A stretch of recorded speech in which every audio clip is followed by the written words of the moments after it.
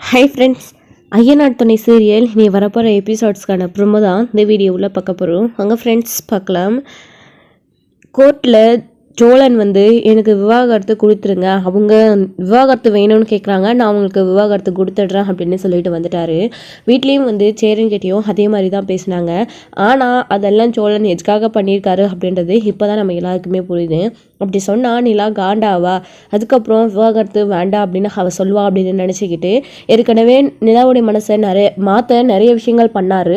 அந்த மாதிரி இதுவும் ஒன்று.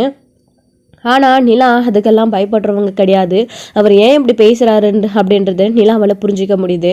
ஆனால் சேரன் கூட நிலா கிட்ட கேட்டாங்க, அவருமே எதுவுமே பேசவே இல்லை, ரொம்ப அப்செட் ஆயிடுறாரு. நிலா அவங்கக்கிட்டையுமே அவர் கொடுக்குறேன்னு ஒத்துக்கிட்டாரு, விடுங்கண்ணே, இதுவும் நல்லதுக்கு தானே, ஈஸியாக டிவோர்ஸ் கிடைச்சிரும் அப்படின்ற மாதிரி நிலா சொல்லிடுறாங்க. சொன்னதுக்கப்புறமா சேரன் ரொம்ப வருத்தப்பட்டுக்கிட்டு சாப்பிடாம கூட உட்காந்துட்ருக்காங்க. நிலா கிச்சன்லேருந்து வெளியில் என்னென்ன இன்னும் சாப்பிடலையா அப்படின்னு. இல்லைப்பா தோ அப்படின்னு. சரி, நான் எனக்கு நேரம் ஆகுது, நான் கிளம்புறேன், நீங்கள் சாப்பிட்டுட்டு எந்திரிங்க அப்படின்னு சொல்கிறாங்க. அதுக்கப்புறமா கொஞ்ச நேரத்துலேயே கிளம்பி நிலா ஆஃபீஸ்க்கு போனதுக்கப்புறமா சேரனுக்கு சாப்பாடே இறங்குறது கிடையாது, அப்படியே கிச்சனில் எடுத்துகிட்டு போய் வச்சுட்டு போயிடுறாரு. ஸோ சோழன் இங்கே அப்படி பேசிட்டு போயிட்டு அவர்கிட்ட நடேசன் பேசினார். அந்த விஷயத்த நினச்சிட்டு இருக்காரு சோழன். முதல்ல நம்ம கரெக்டான ரோட்டில் தான் போகிறோம் அப்படின்னு சொல்லிட்டு இருந்தவர் அதுக்கப்புறமா யோசிச்சு பார்க்குறாரு சோழன். ஒரு வேளை நம்ம பண்ணுறது விபரீதமாக போய் முடிச்சிருமோ, நிறைய விஷயங்களை ட்ரை பண்ணிட்டோம், அது எதுவுமே ஒர்க் அவுட் ஆகலை, இதுவும் அதே மாதிரி ஒன்றாச்சே, என்ன பண்ண முடியும், இதாச்சும் சக்ஸஸ்ஃபுல் ஆகுமா ஆகாதா அப்படின்னு சொல்லிட்டு யோசிக்கிறாங்க. யோசிச்சுட்டு சோழன் எல்லாம் நல்லதுக்கே நடந்தால் நல்லா இருக்கும் அப்படின்ற மாதிரி யோசிச்சுட்ருக்காரு, நல்ல விஷயங்களாகவே. அப்போது இந்த பக்கம் நிலா ஆஃபீஸ்க்கு கிளம்பி போயிடுறாங்க. எதை பற்றியும் கவலைப்படுறது கிடையாது. ராகு ஒரு பக்கம் நிலா கிட்ட ப்ரப்போஸ் பண்ணவோ நெருங்கி வரவோ முயற்சி பண்ணிக்கிட்டே இருக்காரோ ஆஃபீஸில். நிலாவுக்கு அது ஒரு பக்கம் இரிட்டேட்டிங்காக இருக்குது. ஏன் இவர் எப்படி பண்ணுறாரு, இது வரைக்கும் இந்த மாதிரி நடந்துக்கிட்டதே கிடையாது அப்படின்லாம் யோசிச்சுட்ருக்காரு. இன்னொரு பக்கம் அதுக்கப்புறம் நிலாவுமே வெளியில் வந்துடுறாங்க டீ குடிச்சிக்கிட்டு. என்ன நிலா, நீ ராகவை அடிக்கடிக்கு அவாய்ட் பண்ணுறீங்க போல இருக்கே, அவர் உங்ககிட்ட நிறைய தடவை பேச ட்ரை பண்ணுறாரு, ஆனால் நீங்கள் ஏதாச்சும் சொல்லிடுறீங்க, அவரோட மனசு கொஞ்சம் வருத்தப்படுது அப்படின்ற மாதிரி திவ்யா சொல்லிட்டுருக்காங்க. என்ன, ஏன் இப்படி பேசிகிட்டு இருக்க, இங்கே பார், நீ சொல்கிற மாதிரியா அந்த தாட்டில் அவர் என்கிட்ட பேசிட்டு பழகிட்டு இருந்தாருன்னா அது இல்லைன்னு நான் நிரூபிக்கணும்ல, அப்ரூவ் பண்ணணும்ல. நான் அவர்கிட்ட கொஞ்சம் இடம் கொடுத்து பேசுகிறதுனால தானே அவர் இப்படி நடந்துகிட்ருக்காரு. நான் அவரை விட்டு விலகி போனால் அவருமே அதாவது நான் அவர் மேலே இன்ட்ரெஸ்ட் இல்லைன்னு நினச்சிக்கிட்டு விலகி போயிடுவார், அதுக்காக தான் அப்படின்னு. என்னங்களா, இப்படிப்பட்ட ஒரு பாஸு உன்னை லவ் பண்ணுறாரு, கம்பெனியோட எம்டி, அவர் விரும்பி நீங்கள் அவர் கூட சேர்ந்து அவரை கல்யாணம் பண்ணிக்கிட்டு வாழ இஷ்டம் இல்லையா அப்படின்னலாம் கேட்கவும், திவ்யா தேவையில்லாதெல்லாம் பேசாதீங்க, எனக்கு வேலை கொடுத்த பாஸ் அவரவே நான் கல்யாணம் பண்ணிக்கிட்டு அவருக்கே துரோகம் பண்ண முடியாது அப்படின்ற மாதிரி தான் சொல்லிட்டுருக்காங்க. இல்லை, நான் வேறு ஒரு மைண்ட் செட்டில் சொன்னேன், நீங்கள் வேறு மாதிரி புரிஞ்சுக்கிட்டீங்க அப்படின்னு திவ்யா சொல்லவும், அப்படிலாம் எதுவுமே இல்லை, இந்த டாப்பிக்கை கொடுத்து கொஞ்சம் நேரம் விடுங்க திவ்யா, இதை பற்றி பேசாதீங்க, எனக்கு ரொம்ப அப்செட்டாக இருக்குது அப்படின்னவும், சரி நிலா அப்படின்னு சொல்லிட்டு நீங்கள் காஃபி குடிச்சிட்டு வாங்க அப்படின்னு திவ்யா எழுந்திரிச்சு போயிடுறாங்க. நிலா ஏதோ ஒரு ப்ராப்ளம் இருக்காங்க போல இருக்குது, ரொம்ப டென்ஷனாகவே இருக்காங்க அப்படின்னு யோசிச்சுக்கிட்டு அவங்கள கொஞ்சம் ஃப்ரீயாக விடலாம் அப்படின்னு திவ்யா எழுந்திரிச்சு போயிடுறாங்க. அவங்க போனதுக்கப்புறமா இங்கே வீட்டில் சேரன் வேலைக்கு கூட போகாமல் வீட்டிலே இருக்காரு. சோழன் நினச்சி அவனுடைய வாழ்க்கை பற்றி நமக்கு இவ்வளோ கஷ்டமாக இருக்குது, ஆனால் அவன் அதை கொஞ்சம் கூட நினச்சி கூட பார்க்க மாட்டேன்றானே, ஈஸியாக நிலாவுக்கு விவாகரத்து கொடுத்துட்டா அப்படின்னு சொல்லிட்டு போகிறானே, இப்போ என்ன பண்ணுறது, நிலாவுக்கும் சோழனுக்கும் விவாகரத்து ஆகிடுச்சுன்னா அவ்வளோதான், அவங்க 2 பேரும் அதுக்கப்புறம் ஒன்று சேர்ந்து வாழவே முடியாது, சட்டப்படி அவங்க 2 பேரும் பிரிஞ்சிட்டதா அர்த்தமாயிடுச்சு அப்படின்ற மாதிரி இங்கே யோசிச்சுட்ருக்காரு சேரன் அப்போது இங்கே இந்த பக்கம் சோழன் வழக்கம் போல் ஒரு விஷயம் செய்கிறாரு, அதே ஃப்ராடுத்தனத்தை தான் பண்ணுறாரு.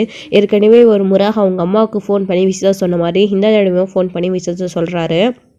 உங்கள் பையன், அதாவது உங்கள் பொண்ணு ஏற்கனவே உங்கள் மாப்பிள்ளையை டிவோர்ஸ் பண்ண போகிறேன்னு சொன்னாங்க, இப்போவும் அதே மாதிரி நிற்கிறாங்க அப்படின்னு சொல்லவும் அவங்களுக்கு ரொம்ப அதிர்ச்சி ஆகுது. உடனே மதி தேனு 2 பேரும் பேசிக்கிறாங்க. இங்கே பாரு மதி, ஏற்கனவே ஒரு மாதிரி இந்த மாதிரி தான் அவள் பண்ணா, நம்ம சென்னையில் போய் கண்டிச்சுட்டு வந்தோம், அதுக்கப்புறமும் இவள் திரும்பவும் விவாகரத்து வாங்க போகிறேன்னு போய் நின்றுட்டுருக்காளமே, இவளுக்கு என்ன ஆச்சு, மாப்பிள்ளையும் கொடுக்குறேன்னு சொல்லிட்டாலுமே, அவங்க 2 பேரும் விரும்பி தானே கல்யாணம் பண்ணிக்கிட்டாங்க, எதுக்கு இப்போ 2 பேரும் விவாகரத்து வாங்குறதா நின்றுட்டுருக்காங்க அப்படின்னு சொல்லிட்டு தேன் மதிக்கிட்ட கேட்டுட்ருக்கவும் அவங்களுக்கு என்ன பதில் சொல்லுதுன்னே தெரியல. ஏன்னா எப்படி இந்த கல்யாணம் நடந்தது அப்படின்றது அவங்களுக்கு தெரியும். அதிலேருந்து நிலா விவாகரத்து வாங்கிட்டு வெளியில் வரணும் அப்படின்னு தான் அவங்களுமே ஆசைப்படுறாங்க நிலாவோடைய அண்ணி. அதனால் அவங்க என்ன பேசுதுன்னே தெரியல. என்னத்தை சொல்கிறீங்க, இதெல்லாம் உங்களுக்கு யார் சொல்கிறா அப்படின்னு அடிக்கடிக்க ஃபோன் பண்ணி வக்கீல்ன்ற பேரில் அவர் தான் சொல்லிட்டுருக்காரு அப்படின்னு. அவங்களுக்கு எப்படி உங்களோட பேர் தெரியும் அப்படின்ற மாதிரிலாம் கேட்கவும், தெரியலையே அப்படின்னு அவங்களுமே யோசிச்சுட்டு இருக்காங்க. அப்போது யார் சொல்லியிருப்பா அப்படின்னு இங்கே மதி யோசிக்கிறாங்க. மதி யோசிச்சதுக்கப்புறமா அவங்களுடைய நிலாவுக்கு ஃபோன் பண்ணுறதுக்காக, சரிங்க அத்தை, எதுவாக இருந்தாலும் நம்ம பார்த்துக்கலாம் இருங்க அப்படின்னு. இந்த தடவையும் நம்ம சென்னைக்கு போகணுமா அதுக்கோசம் அப்படின்னு. நான் வேணா நிலா கிட்ட ஃபோன் பண்ணி பேசுகிறேன் அப்படின்னவும், சரி உன் அப்பாவுக்கும் உன் வீட்டுக்காரனுக்கும் தெரியறதுக்கு முன்னாடி நீ ஃபோன் பண்ணி உன் மாமாவுக்கும் தெரியறதுக்கு முன்னாடி விஷயத்த சொல்லிடு அப்படின்ற மாதிரி சொல்லவும், சரி அத்தை நான் போய் நிலா கிட்ட பேசிட்டு வரேன் மொட்டை மாடையில், நீங்கள் மாமாவும் அவரும் வராரான்னு பார்த்துக்கோங்க அப்படின்னு சொல்லிட்டு அவங்க மொட்டை மாடிக்கு போகிறாங்க. அங்கே போயிட்டு நிலாவுக்கு கால் பண்ணுறாங்க. டீ குடிச்சிட்டு நிலா ஆஃபீஸில் உட்காந்துட்டு இருக்கும்போது ஃபோன் வரவும், இன்னும் அண்ணி திடீர்னு கால் பண்ணுறாங்க அப்படின்னு சொல்லிட்டு ஃபோன் அட்டன் பண்ணுறாங்க. அண்ணி அப்படின்னு, என்ன பண்ணுற நிலா அப்படின்னு. ஒன்றும் இல்லை அண்ணி ஆஃபீஸில் தான் அப்படின்னு. நிலா நீ திரும்பவும் டிவோர்ஸ் வேணும்னு சொல்லிட்டு கோர்ட்டில் போய் நின்னியா அப்படின்னு கேட்கவும் நிலாவுக்கு அதிர்ச்சி. என்ன நீ சொல்கிறீங்க அப்படின்னு. ஆமாம் நிலா, நீ திரும்பவும் சோழனை விவாகரத்து வாங்க போகிற அப்படின்னு கோர்ட்டில் போய் நின்ன விஷயம் அத்தைக்கு திரும்பவும் தெரிஞ்சிருக்கு. அத்தை காய்ச்சி மூச்சுன்னு கத்துறாங்க. என்ன நிலா, ஓகே இல்லை விவாகரத்து கிடைச்சிடும் இல்லை உனக்கு அப்படின்ற மாதிரி அவங்க கேட்குறாங்க. அப்போது அண்ணி எல்லாம் ஓகே தான், அடுத்த இயரிங்கில் கண்டிப்பாக விவாகரத்து கிடைச்சிடும். சோழன் எனக்கு விவாகரத்து தரேன்னு கோர்ட்டில் சொல்லிட்டு வந்துட்டாரு. அவர் வாயிலே கோர்ட்டில் சொன்னதுனால ஈஸியாக வேலை முடிஞ்சிடும் அப்படின்ற மாதிரி இங்கே நிலாவும் சொல்லிட்டுருக்க. சரி நிலா, சீக்கிரமாக எப்படியாச்சு சோழன்கிட்ட இருந்து விவாகரத்தை வாங்க, எங்கள் அத்தையை நான் எப்படியாச்சும் சமாளிச்சிக்கிறேன். ஆனால் அங்கேருந்து அடிக்கடிக்கு அத்தைக்கு ஃபோன் பண்ணி சொல்கிற ஆள் யாருன்னு தான் தெரியல, அதை மட்டும் கொஞ்சம் யாருன்னு பார்த்துக்கோ நிலா அப்படின்னு சொல்லவும் நிலா யோசிச்சு பார்க்குறாங்க. விவாகரத்து தரேன்னு அவர் சொல்லும் போதே அவர் மேலே கொஞ்சம் டவுட்டாக இருந்துச்சு.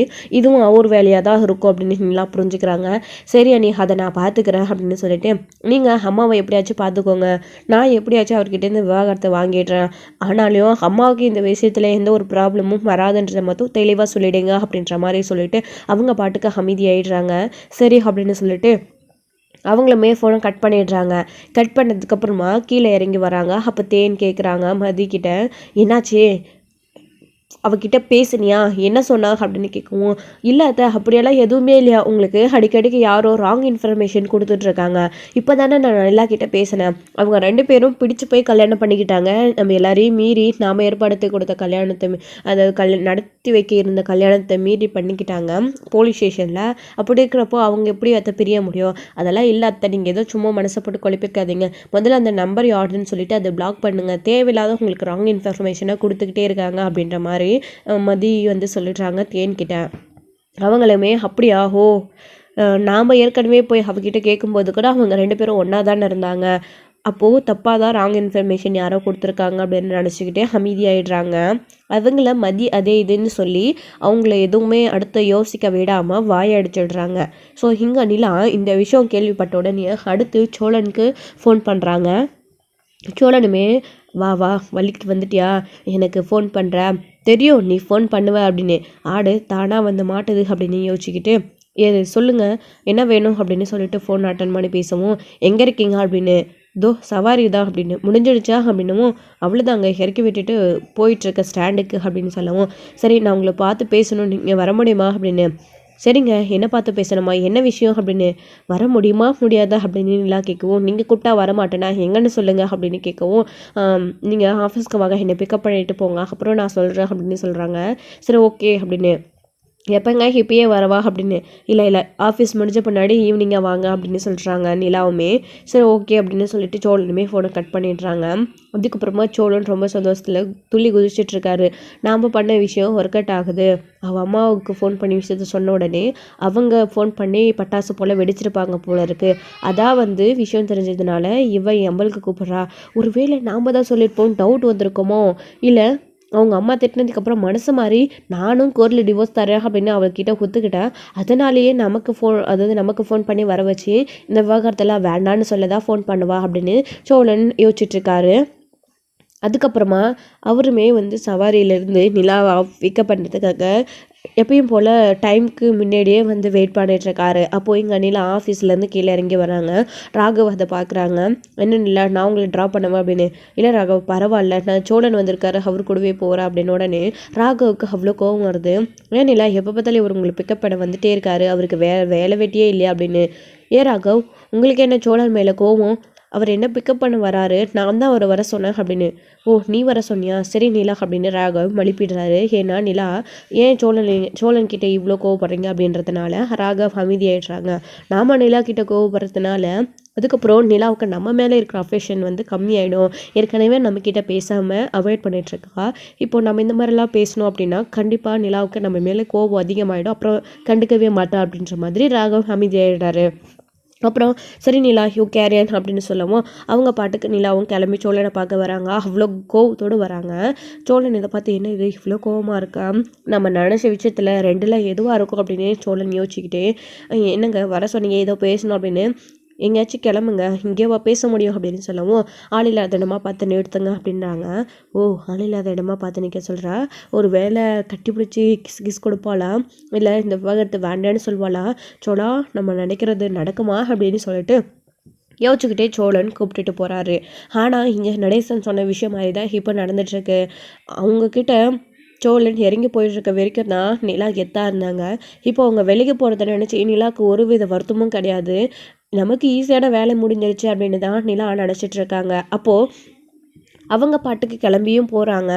போனதுக்கு அப்புறமா வந்து கொஞ்ச நேரம் வெயிட் பண்ண சொல்லிட்டு நிலா அப்படியே அமைதியாக நின்றுட்டுருக்காங்க. என்னாச்சுங்க ஏதோ பேசணும்னு கூட்டிகிட்டு வந்துட்டு அமைதியாக இருக்கீங்க அப்படின்னு சொல்லவும் பயங்கரமாக கோவம் வருது நிலாவுக்கு. என்ன நினச்சிட்டு இருக்கீங்க உங்கள் மனசில் அப்படின்னு கேட்கவும், என்னங்க நான் என்ன பண்ணேன் அப்படின்னு, பின்ன என்னங்க அப்படின்னு, ஏங்க நீங்கள் தானே விவாகரத்து வேணும்னு கேட்டீங்க, அதான் நான் கொடுக்குறேன்னு சொல்லிட்டேன், இதுக்காக கோவப்படுறீங்க அப்படின்னு. ஏங்க நான் அந்த விஷயத்த சொல்லலை, நீங்கள் விவாகரத்து எனக்கு கொடுக்குறேன்னு சொன்னதெல்லாம் சரிதான், ஆனால் இந்த விஷயத்த எதுக்கு ஃபோன் பண்ணி என் அம்மாவுக்கு சொல்கிறீங்க நீங்கள் அடிக்கடிக்க அப்படின்னு கேட்கவும் சோழன் ஆடி போயிடுறாரு.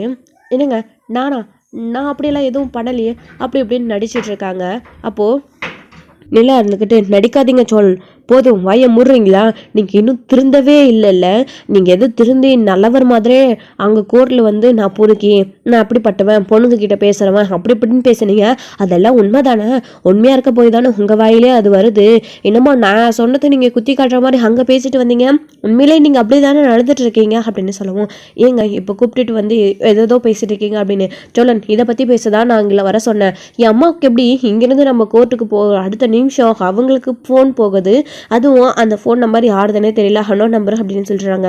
நீங்கள் இங்கே விவாகரத்து தரதா என்கிட்ட சொல்லிட்டு உங்கள் பொண்ணு இப்படி விவாகரத்து பண்ண போகிறாங்க அப்படின்னு என் அம்மாவுக்கு ஃபோன் பண்ணி சொன்னால் அவங்க நம்ம 2 பேரையும் விவாகரத்தை வாங்க விட மாட்டாங்க, பொண்ணு ஓடி போய் கல்யாணம் பண்ணிக்கிட்டா அவன் நல்லா இருக்கணும்னு தான் எங்கள் அம்மா ஆசைப்படுவாங்க அப்படின்றத தெரிஞ்சுக்கிட்டு நீங்கள் வேணும் இந்த மாதிரி பண்ணுறீங்க, இது ஃபர்ஸ்ட் இல்லை செகண்ட் டைம், இது உங்களுடைய வேலையாக தான் இருக்கும் அப்படின்னு எனக்கு அப்போவே டவுட் வந்துச்சு, ஆனால் இப்போவும் எனக்கு சந்தேகமாக இருந்துச்சு, அதான் உங்ககிட்ட நான் பேசிட்டு கன்ஃபார்ம் பண்ணிட்டு போகிறதுக்காக வந்தேன், இல்லை கன்ஃபார்மாக சொல்கிறேன் இது உங்களுடைய வேலை தான் அப்படின்னு சொல்லவும், இல்லைங்க நான் அப்படிலாம் எதுவுமே பண்ணலை சத்தியமா அப்படின்னு. இங்கே பாருங்கள் சோழன், நீங்கள் என்ன வேணாலும் பண்ணிக்கோங்க, நீங்கள் விவாகரத்து தரதா கோர்ட்டில் சொல்லிட்டீங்க, என் அம்மா கிட்ட நீங்கள் சொன்னாலும் சரி இல்லை யார்கிட்ட ஃபோன் பண்ணி ரெக்கமெண்டேஷன் கேட்டாலும் சரி என்னோட முடிவில் எந்த ஒரு மாற்றமே கிடையாது.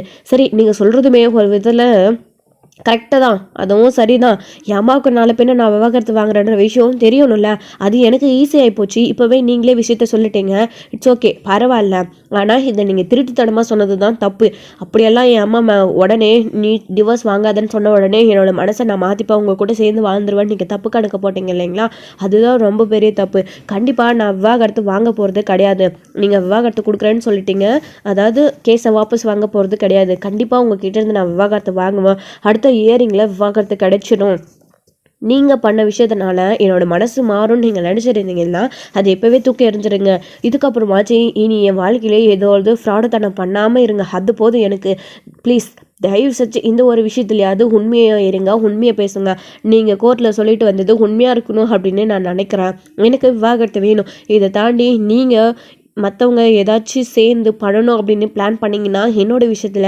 நான் ரொம்ப டென்ஷன் ஆகிடுவேன் பார்த்துக்கோங்க அப்படின்னு நிலா கோவத்தோடு சொல்லிட்டு அங்கேருந்து வந்து காரில் ஏறி உட்காந்துக்கிறாங்க.